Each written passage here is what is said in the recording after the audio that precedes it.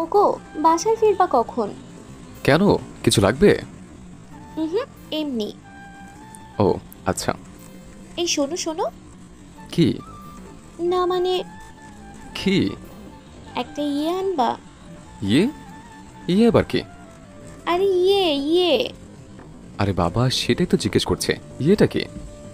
ওহো, বলবো না। না বললে আনবো কিভাবে? থাক, লাগবে না।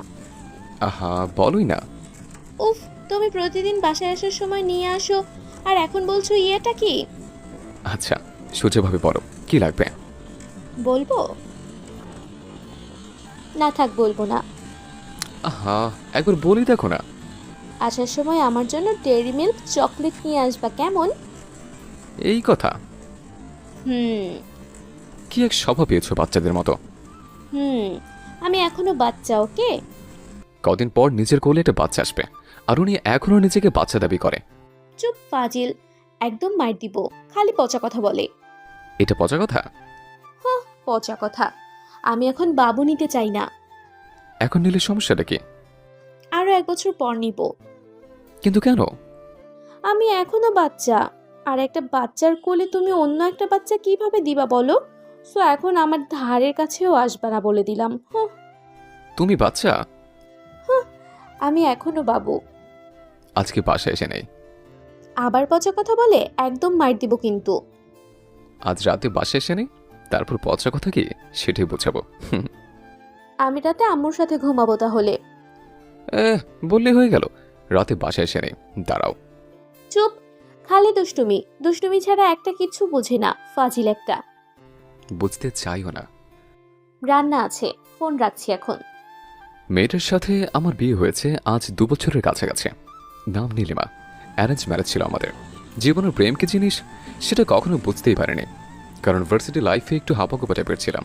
বলতে গেলে খুব বেশি বোকা টাইপের। মেয়েদের চাওয়াপাওয়াগুলো বুঝতাম কম, তাই কখনো প্রেম করতে পারিনি।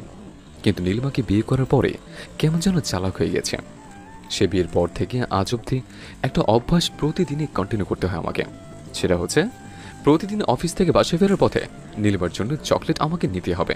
আর না নিয়ে গেলে তো হয়েছে, শীতকালে কালবৈশাখী ঝড় শুরু হয়ে যাবে। আচ্ছা, একটা কথা বলো তো নীলু, কি? প্রতিদিন এত চকলেট খাও কেন?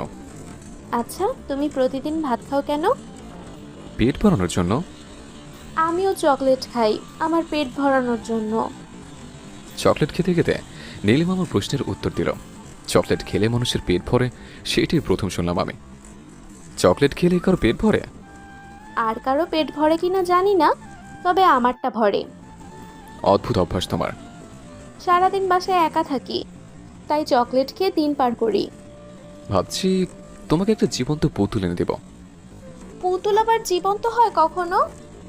হায় হায়, এই পুতুলটা সারাদিন ঘরের এক কোণা থেকে অন্য কোণে ঘুরে বেড়াবে, দৌড়াদৌড়ি করবে, দুষ্টুমি করবে। তোমার আর একা লাগবে না তখন। এতক্ষণে তোমার কথার মানেটা কি তা বুঝেছি। এই ছোট কথাটা বুঝতে এতক্ষণ? তোমার মতলব আমি বেশ ভালোই বুঝি। সবই হচ্ছে কাছে আসার ধান্দা। আর কি যে বলো না তুমি। সত্যি তো? আচ্ছা, একটু দিকে আসো তো। কেন? মাথায় হাত বুলিয়ে দিই তোমার। থাক, লাগবে না। কেন কেন? বললাম না তোমার ধান্দা আমি বেশ ভালোই বুঝি। এখানে ধান্দার কি আছে জানো? আছে বস, আছে। আমার কলেজাটা, আমার চারোটা, আমার পাখিটা। চুপ, একদম চুপ। একটু কাছে আসো না জানো। না, আসবো না। তাহলে আমি আসছি। খবরদার, একদম কাছে আসবা না। বউয়ের কাছে আসতে সমস্যা কি? দাঁড়াও, আম্মুকে ডাক দেই। এই থাক থাক, লাগবে না, আমি চলে যাচ্ছি। এই তো লক্ষ্মী ছেলের মতো কথা। ইমোশনাল ব্ল্যাকমেল পরে বুঝাবো তোমাকে। কচু বুঝবা তুমি। যাও, ভাগো। যতবারই মধুর কণ্ঠে বউর কাছে একটু আদর করতে চেয়েছে, বউ আমার ততবারই তেলে বেগুনে জ্বল উঠেছে। আমার একটা আফসোস, জীবনে বউয়ের মুখ থেকে গ্রামীণ ফোনের মতো কখনো বলতে শুনলাম না, চলো বহুদূর। ভাবছি আরেকবার বিয়ে করব। কি বললা তুমি? বললাম আরেকবার বিয়ে করব। বিয়ে। বিয়ে করবা? হ্যাঁ করব। আচ্ছা তুমি দাঁড়াও, আমি একটু আসছি। কোথায় যাবা? ভাতের মার ফেলে আসি, সাথে তরকারিটা একটু পানি দিয়ে আসি। চুলা থেকে নামিয়ে এই গরম ভাত খাওয়ার মজা অন্যরকম। এজন্য আমার আম্মু খুব বেশি দিনের জন্য নানুর বাসায় থাকতে পারেনি কখনো, কারণ আমাদের একটা অভ্যাস ছিল, সবসময় গরম গরম ভাত খাবো। একবেলার ভাত অন্য বেলা খাবো না, প্রত্যেক বেলায় ভাত রান্না করে তারপরই খাবো। বাজ অভ্যাসও বলা চলে অবশ্য। এই যে জনাব। বউয়ের মধুর কণ্ঠস্বরটাকে মুচকে একটা হাসি দিয়ে দরজার দিকে তাকালাম। হেমা, তোমার হাতে এটা কি বউ? কেন দেখতে পাচ্ছ না? না গো, এটা কি? খুন্তি গরম করে এনেছি তোমার জন্য। মানে কি কি বলছে সব? ও মা, বাবুটা আমার কিছু বুঝি না বুঝি। এটা দিয়ে কি করবা বউ? কি করব বুঝো না? না, বুঝি না তো। তোমার পিঠে লাগাবো এটা। হোমা, হাত পা কেঁপে একদম শেষ। খুন্তিটা দেখে মনে হচ্ছে সবেমাত্র চুলা থেকে গরম করে এনেছে। এটা যদি কোনোভাবে শরীরে লাগতে পারে তাহলে আমি নির্ঘাত হক্কা পাবো। বউ, টুনটুনি পাখি আমার, হাত থেকে ফেলে দাও এটা প্লিজ। এত সহজ না। বিয়ে করবি আবার, তাই না? আরে আমি তো বুঝাতে চেয়েছি যে আমি তোমাকে আবার বিয়ে করব। চুপ মিথ্যুক, একদম খুন করে ফেলবো মিথ্যা কথা বললে। না বউ, মিথ্যা বলছি না। আবার? সত্যি বউ, বিশ্বাস করো। তোর বিশ্বাসের খেতায় আগুন। ছেড়ে দাও বউ, এবার মতো ছেড়ে দাও। কিসের ছাড়াছাড়ি? কোনো ছাড়াছাড়ি নাই আজকে। শেষবার মতো বলছি তো। চুপ কর হারামজাদা।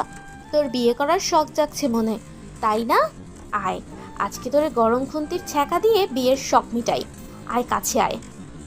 আসবো না, আসবো না। আয় কাছে আয় বলছি। একদম না, আমি এখন পালাবো।